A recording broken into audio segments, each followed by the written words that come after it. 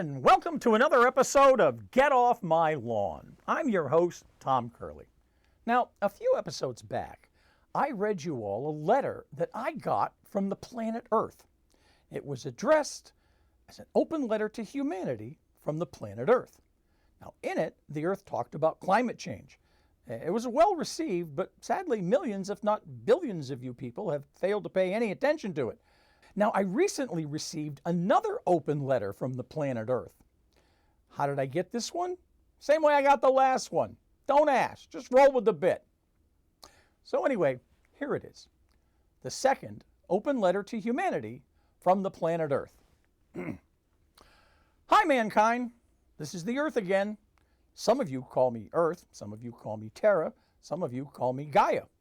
Now, the last time I wrote to you was on Earth Day in 2019, and I was touched at how many of you felt you were destroying my environment, and maybe you should stop doing that.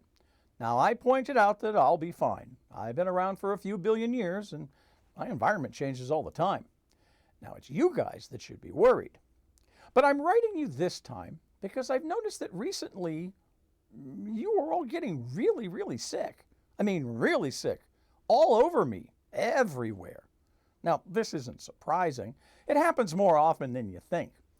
You just don't notice it because you guys have really, really short lifespans and even shorter attention spans. Now, I know a lot of you write stuff down when things happen. You call it history. Now, I've also noticed that most of you don't read history, and if you do, you don't seem to remember it. Now, as your Mark Twain once said, history doesn't repeat itself, but it does rhyme a lot. Personally, I think it repeats itself. Technology changes, but people as a species, they don't change at all. So for the first few billion years, I was basically just a hot rock full of volcanoes. And then something happened, and it rained for a long time, even by my standards. But then the weirdest thing happened. Life appeared. It was really cool. I mean, I enjoyed watching it grow and develop. It's much more interesting than watching a volcano erupt. I mean, they're still cool, but, they get a little boring after the first few billion years. Now, I noticed after a while that all the different types of plants and animals, they developed a system to make an environment that made it easier for them to survive. I think you folks call it ecology. It made sure that if one species grew too much or was eating more than they should, something would slow them down. For instance, if there were too many plants and trees, deer and other animals would eat the plants and trees. If there were too many deer, wolves would eat more of the deer. If there were too many wolves, they would die out because they would run out of deer to eat. You get the idea. But then you guys came along. Now, at first, you pretty much fit in with all the other life on my surface. I noticed, though, as time went on, you started to figure out how to get around all the checks and balances that would keep your population in check and in balance. You figured out how to live in any of my climates, my deserts, my mountains, my lakes, my forests. Suddenly, you were everywhere. And after a while, there were no normal ways to keep your population in check or in balance. Now, there are only two things I've seen that tends to weed you out. The first one is disease. Epidemics, pandemics. It worked pretty well. You had one a while back. I think you called it the Black Death. Oh, and don't forget the 1918 flu. That was even bigger than the Black Death. Did a really good job. 50 million deaths on that one. But global disease isn't working out as well as it used to. You're figuring out ways to get around it.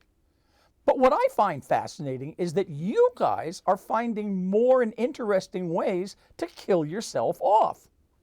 For instance, you invented war.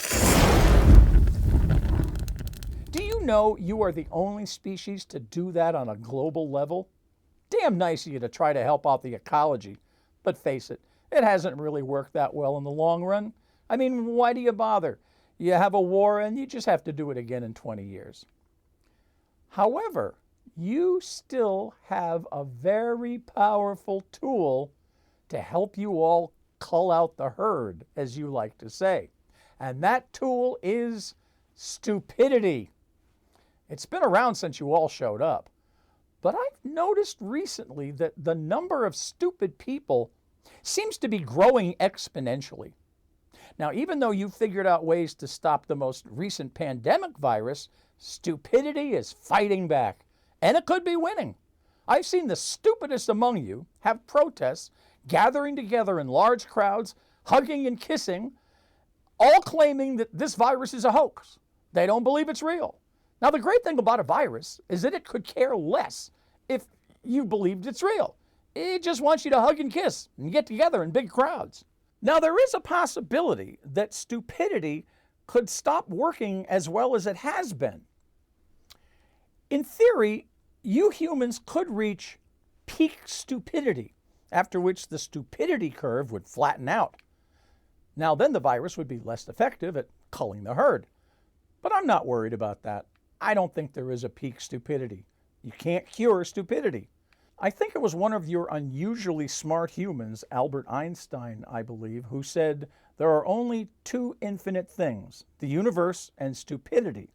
And I'm not too sure about the former. So there you have it, mankind. I must admit, I really don't want you all to disappear. I've watched millions of species come and go, and I like most of them. But I've grown really fond of you guys. I mean, you invented beer and Netflix. I've really gotten into Netflix. Talk about stupid. Sincerely yours, The Earth. Well, that's all for this episode. Be sure to comment, subscribe, tag, poke, peek, prod, punch, tickle, or whatever the hell you're supposed to do on these websites.